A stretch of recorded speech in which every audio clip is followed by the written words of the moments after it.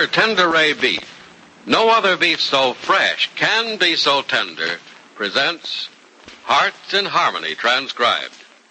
K is for Kroger, C is for cut, B is for beef. KCB means Kroger cut beef, and Kroger cut beef means more meat for your money. It's a fact, ladies, and here's the reason. Kroger cut beef gives you more meat, less waste. Before the meat is weighed and priced, the Kroger method of cutting beef removes excess bone, excess waste, and stringy ends. Yes, that's before the meat is weighed and priced. So you can see that means more meat for your money.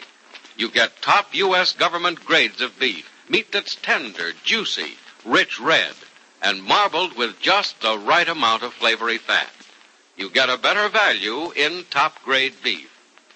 For example, when you buy a Kroger-cut porterhouse steak, the Kroger method of cutting beef removes the long, stringy end and excess waste before the steak is weighed and priced. You don't pay steak price for stringy meat and excess waste. Remember, whether you buy a steak or roast, you receive more meat, less waste. But see for yourself. Visit your neighborhood Kroger store. Get Kroger-cut beef and get more meat for your money. And now, Hearts in Harmony.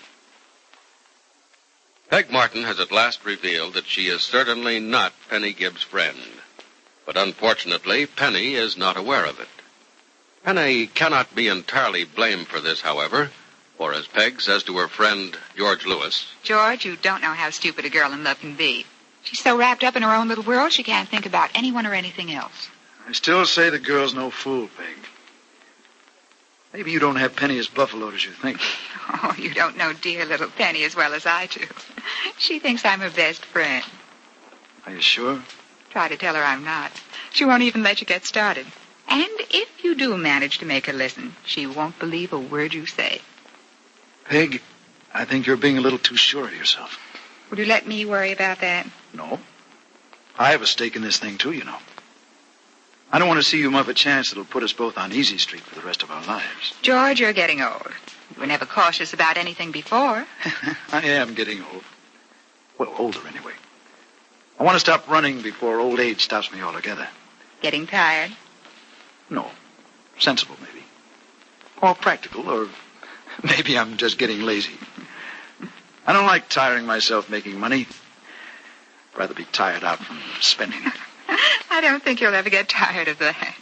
I've never had enough to know. But I see a chance to get it now, if you don't spoil things. Look, George, I told you I could get along without you. But you can do much better with me, sweetheart. You're going after something big. Maybe too big. I know the size of the situation. But, Donna, you're going at it like Penny Addy stuff. Say, you know, maybe it might be smart not to go into this thing at all. Are you crazy? No. Smart. I passed up a lot of opportunities that looked good and were good, but too risky. I'd rather be a poor man walking around loose than a rich man in a striped suit with a number on it. Are you trying to tell me that I can't handle Barry Carlton? You didn't think so the other day. No, but I've been mulling it over in my mind since the other day. If young Carlton was some punk with no family and a lot of money, I'd say go to it. You could take him for all he's got. But the boy has a family. A powerful family and friends. Important people, all of them. I'm going to hit him so hard and fast he won't have time to yell for help. Peg, you're being too cocky about this. It worries me. Honey, you're going after big league stuff with a tremendous payoff. But the penalty for mistakes is just as big. I'm not going to make a mistake, George. I'm leaving the mistakes to Penny and Barry. And leaving yourself wide open for a big surprise. Penny will never suspect me until it's too late. And every time Barry sees me, he thinks it's suddenly turned rather warm.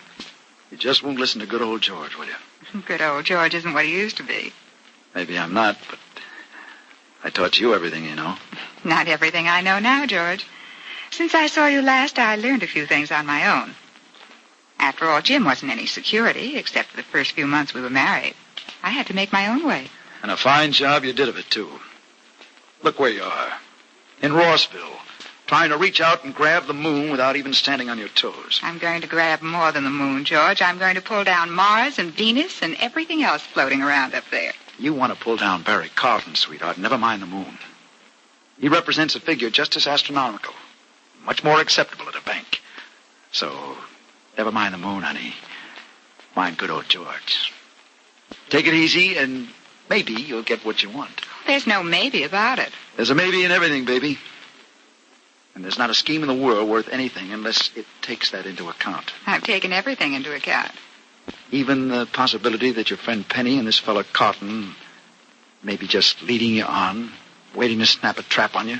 George, little Penny Gibbs is a gullible darling, and Barry Carton is just an ordinary man with all the weaknesses of any ordinary man. He's not an ordinary man.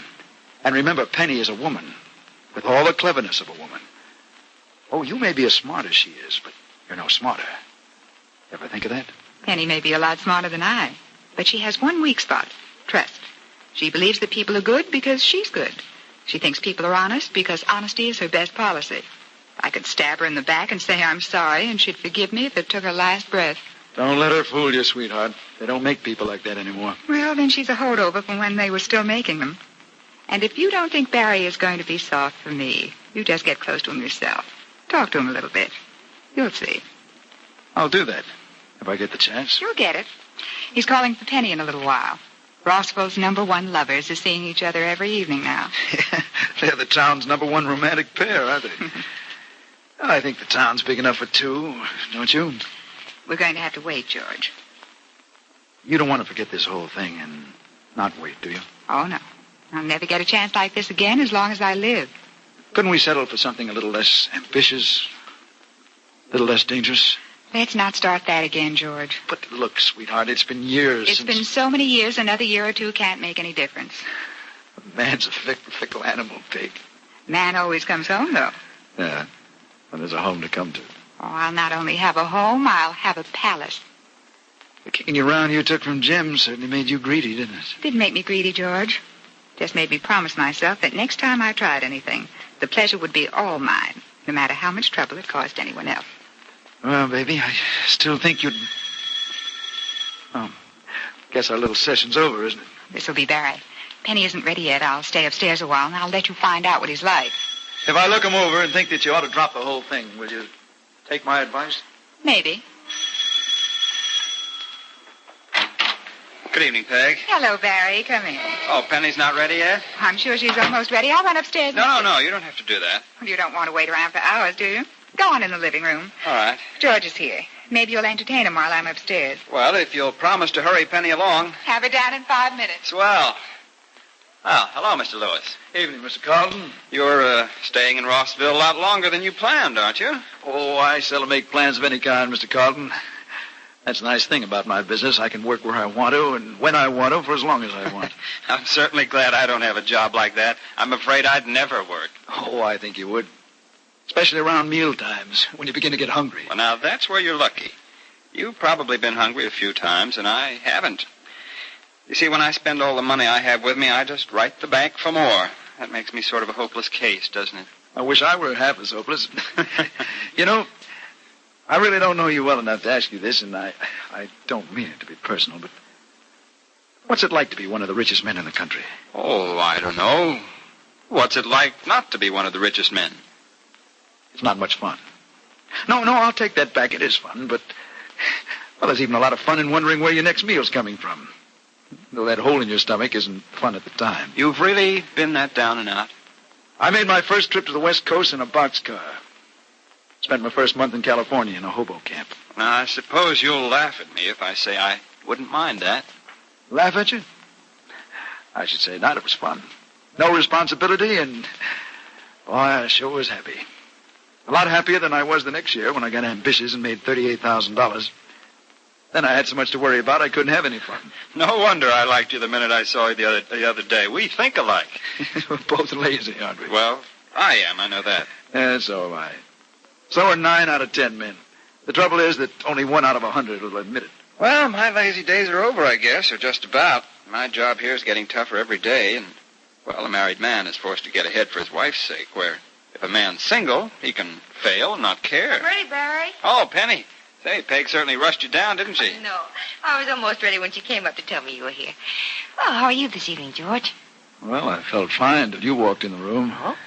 One look at you, and I'm suddenly sick with jealousy.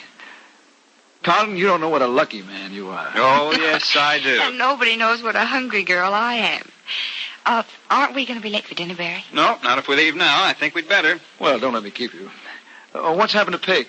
Is she going to stay upstairs? No, she'll be right down, George. I hope you'll excuse us if we run out on you, but we did promise we'd be there on time. Good night, and take care of Peg, will you? Barry? What were you and George talking about when I came in? Shouldn't I ask? Oh, we were talking about the ups and downs of life. Beautiful night for a drive, Penny. Mm-hmm. Oh, you want me to put the top down in the car? No, not now. On the way home, maybe. Okay. You and George seem so serious, and I've never seen him serious before. Well, he doesn't look as if he's the type who could be serious, does he? No, he doesn't. He's a very likable person, but there's something kind of strange about him, too. Oh, I don't know about that. He's been around a lot, had a lot of varied experiences. I doubt if you've known many people like George. No, I guess I haven't. One thing's awfully funny about him, though. What? He was going to be in town only a day or two, and he's been here almost 2 weeks now. I wonder how he can do that. I mean, he works, doesn't he? Yes, but his job's rather flexible. He can work where and when he pleases. What does he do, did he say? No, I didn't ask. Hasn't Peg ever said? She said he was a salesman, but you didn't say what he sold. Mostly himself, I'd say. I wish I had the drive he has. He pretends to be lazy, but he's not. He's as ambitious as they come. And I'd hate to be mixed up in any dealings with him where we had differences. He looks as if he could be tough. Alone with him. What do you think, George? You've had a chat with the fabulous Barry Carlton. Think it's dangerous for me to tangle with him? Dangerous, Peg? It sure is. Why? Dangerous for him, not for you. I take back all my warnings, sweetheart. Go to it. Go ahead with your plans. He's the softest touch you'll ever find anywhere. You mean that, George? I mean it. I wouldn't steer you wrong, honey. I was wanting you to take it easy because I didn't want you to get into trouble. Well, now I know he's easy. I could tell just by looking at him. Hard. Listening to him talk. Why, he's as weak as strained water. What about Penny? Is she still dangerous? If you have any trouble at all, it'll be from her. But with young Carlton such a cinch to handle, the trouble you'll get from pretty Miss Gibbs will come too late to do you any harm. Or her any good. When do we start? Now you're anxious to start, aren't you? Good old George. We don't do a thing, darling. I do it all. And you'd be surprised at how much I've already done. Has Peg Martin already done something to mar Penny's happiness? Why is Peg so sure that Penny will not discover her deceit until it's too late? Be sure to listen to the next dramatic episode of Hearts in Harmony. KCB. KCB. KCB means Kroger cut beef, and Kroger cut beef means more meat for your money. Yes, Kroger cut beef gives you more meat, less waste, because before the meat is weighed and priced, the Kroger method of cutting beef removes excess bone, excess waste, and stringy ends. In buying a Kroger cut rib roast, for example, you don't pay rib roast price for excess bone and waste. The chine bone is trimmed, the waist and short rib end removed, giving you top U.S. government grades of beef that's tender, juicy, rich red, and marbled with just the right amount of flavory fat. And before the meat is weighed and priced, the Kroger method of cutting beef removes excess bone, waste, and stringy ends. Remember, whether you buy a steak or roast, Kroger cut beef gives you more meat for your money. But mind you, you can get Kroger cut beef only at your neighborhood Kroger store. So go there as soon as you can. Step up to the meat counter and ask the Kroger meat man for Kroger cut beef. You'll get delicious and juicy and tender beef, and you'll get more meat, less waste. That means you get more meat for your money at your Kroger store. Listen in again tomorrow, same time, same station, for another thrilling transcribed chapter of Hearts in Harmony.